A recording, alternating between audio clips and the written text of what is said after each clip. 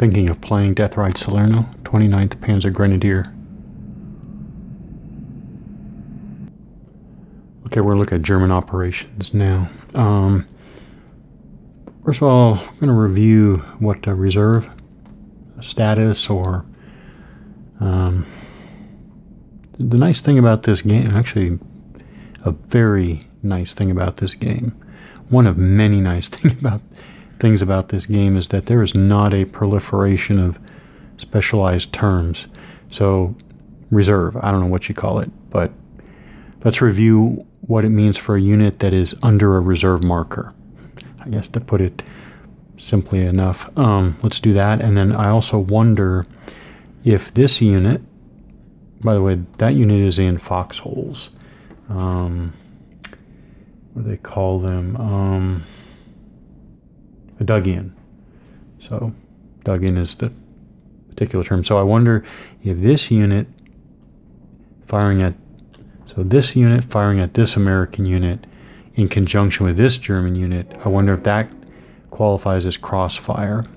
Otherwise, the Germans are going to return fire, and they're probably going to concentrate on the units that are already suppressed, unless they can get crossfire on this unit. So, the other thing to remember is that now that we're looking at this unit can use its secondary weapon against either of these units, because that's within secondary weapon range, and they can use their primary weapon factor to that unit in long range if they want to split it up. All right, I'm going to explain what I'm doing here. Reserve movement is pretty interesting. It allows a unit to move basically right before close combat is going to be resolved. However, here's the problem. A strict reading of the rules says that units marked as reserve are able to use their movement allowance to move into hexes that are being assaulted. A very, very strict reading of that rule means that you can only move into hexes that are being assaulted, which means that this unit is reserve for this hex, but only this hex.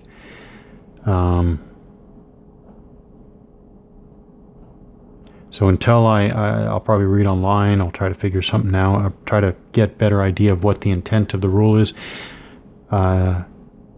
Is the intent of the rule that this unit could move all the way over to this hex if this hex was being assaulted, or move up to this hex if this hex were being assaulted? I'm not sure. So I'm going to, for the time being, I'm going to go with a very strict interpretation of the rules. I'm actually going to move him over here for demo purposes, so that it can reinforce the most exposed position. So I'll do that. But I am doing a little admin move here, and okay. So but that's what reserve is. Actually, pretty cool. Now crossfire. So actually, yes, crossfire does apply. It has to do with hex faces or side. Actually, it says hex face, but hex sides. So when this unit fires, they're crossing this hex side, and when this unit fires, it's crossing this hex side. So for each hex side over 1, you're going to get a +1. So there's a +1 in this case for crossfire. So actually, that's what they're going to do, but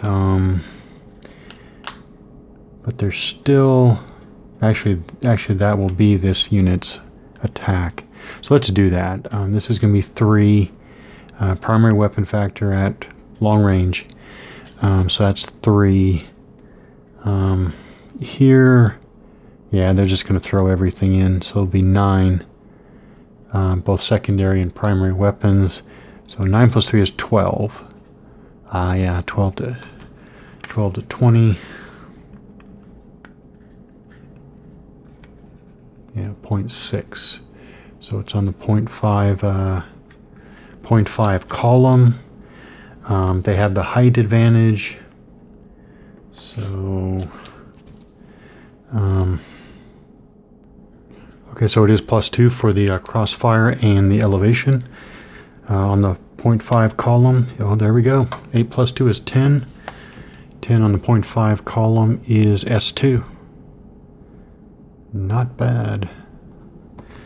Not bad. So again, that's the American red S2 there. Now we would go fire complete, because that unit fired both primary and secondary, and this unit fired primary. So we can do a fired primary there, because later in the operations phase, if the unit had a target, of course in this case it doesn't have a target, but it could simply pick up its secondary fire later. So if this unit were here, it could do that fire later. It isn't at any particular time. Okay, so that's not bad. They got an S2 result there. Now I guess, yep, remaining is only one, so so that unit is going to concentrate. See, again, it could do its primary against this one, secondary against this one. Oh, actually, this could also target this unit again. Yeah, he can be attacked again. So there is no a hex can only be attacked once during the operations phase. No, you can pick up fire against that hex again later. Okay, so what do they want to do? They are going to concentrate their fire against the close one there, and the reason why is because this is the first time we're looking at it in this play. The one suppression on the American is going to increase the defender's strength, I guess. Okay, factor. So they have a defense factor of 20 there, dismounted. 20 right there. But that is modified. Yeah, so here's a nice, very nice, handy reminder. So this is an example.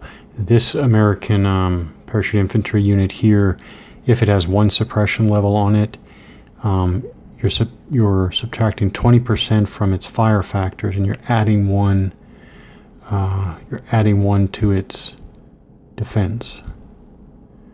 9.6/4-29.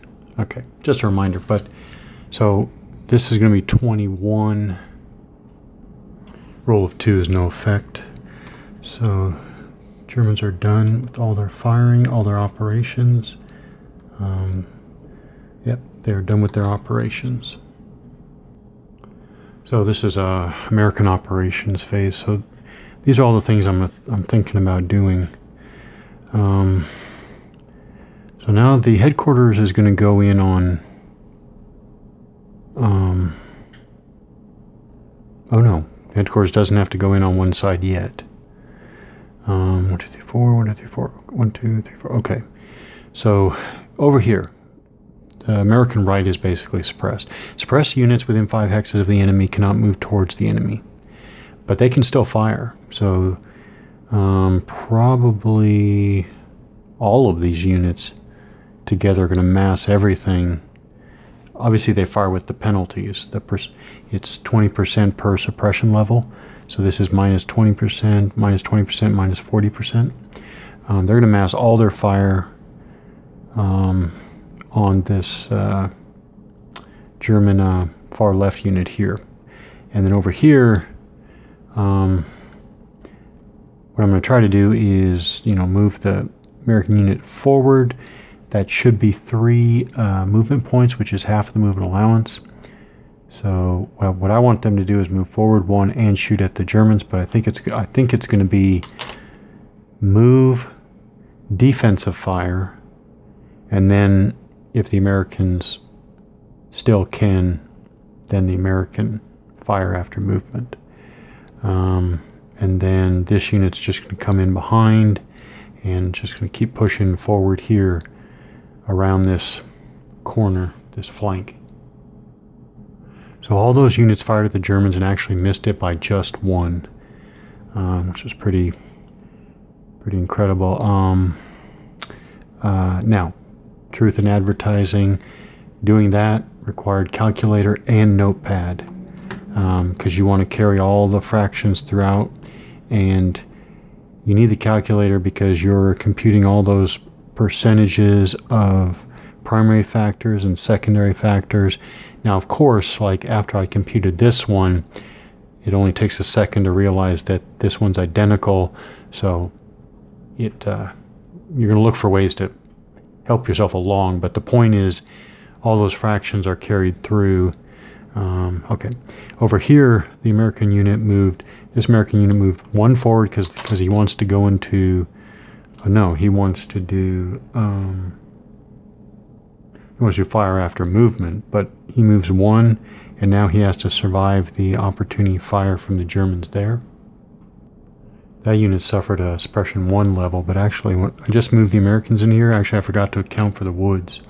So actually it's 2 for the woods, 2 for the hill, and 1 for the elevation. So actually they're not doing firing after movement. But now the Germans get defensive fire.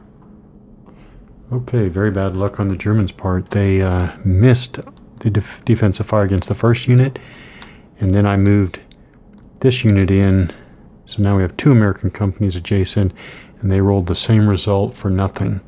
So now the Germans have 2 American companies adjacent to them. So